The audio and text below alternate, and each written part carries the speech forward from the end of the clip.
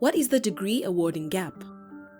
In higher education, a degree awarding gap refers to the difference between the proportion of students from one group awarded a first class or upper second degree compared with another peer group. The widest gaps are between the groupings of disabled and non-disabled, higher and lower socioeconomic, and white and black and minority ethnic students. The largest awarding gap currently exists between black and white student peers. Even when a student's age, gender, socioeconomic status, and entry qualifications are similar, the degree awarding gap still exists, making this a concern for institutions. In England, the Office for Students, part of the Department for Education, states that the differences in degree award outcomes may be the consequence of a lack of diverse environment and a non-inclusive curriculum. Degree awarding gaps become more pronounced if students belong to more than one category, like being a woman from a low socioeconomic background and being from an ethnic minority. This is the impact of intersectionality. Historically, universities have adopted what is known as a student's deficit model, blaming the individual for academic weakness or perhaps choosing the wrong course. This lack of achievement was entitled the attainment gap. The contemporary term, awarding gap, rather than viewing the students as deficient, places the onus on the institution to review, consider, and action their policies and practices as to why the awarding gaps persist. What are the causes? There are many complex reasons behind the gaps between distinct groups. A Higher Education Funding Council for England report suggested the limitations of teacher expectations of students as having an impact on grade outcomes. However, focusing on the largest awarding gap between white and black and minority ethnic students, some of the causes suggested by Universities UK and the National Union of Students include institutional culture. The culture of an institution is identified as a crucial factor in relation to the degrees awarded to students from Black, Asian, and minority ethnic backgrounds. Ethnic diversity among role models and staff. Having small numbers of Black, Asian, and minority ethnic staff has been acknowledged as limiting an institution's capability to address the awarding gaps. Curriculum content, design, and delivery.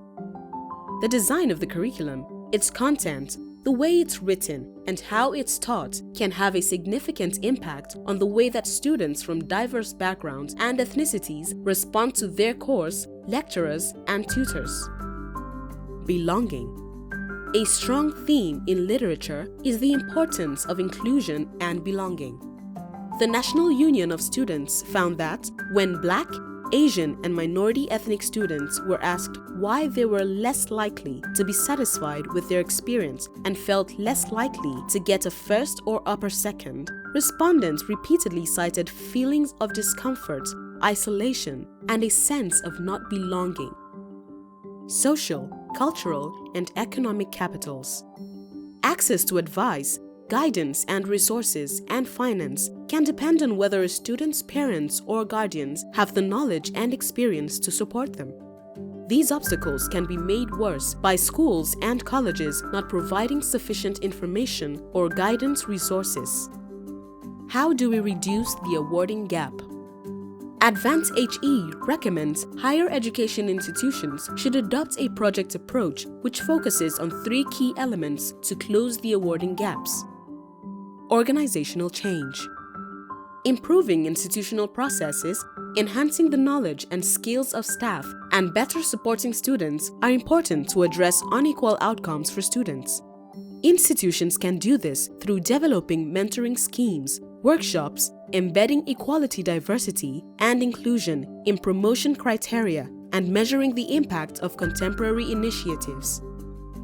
Inclusive curriculum. An inclusive curriculum is one that is student-centered and allows students to draw on their own experiences and perspectives so that students are leading the learning and are learning from each other. It includes multi-sensory delivery strategies which expose students to a variety of mediums that are exciting, engaging, and interactive. Inviting speakers from different cultural and social backgrounds to cover additional aspects of the curriculum or different perspectives also enriches the curriculum. Student support. Student support services are a key area for addressing Black and minority ethnic awarding gaps. There are many examples of student support activities: student co-creation training, student partnership and mentoring schemes, student course representative training, and partnering with a student union. Degree awarding gaps can have a lasting impact on people's lives, families, and communities. Many companies and postgraduate courses require a first-class or upper-second degree for graduate employment or study, so the gap can limit people's life chances, opportunities, and incomes. By working to close degree awarding gaps, we are creating equitable outcomes for all students.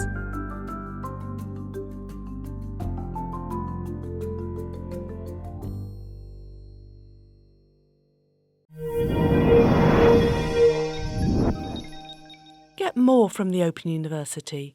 Check out the links on screen now.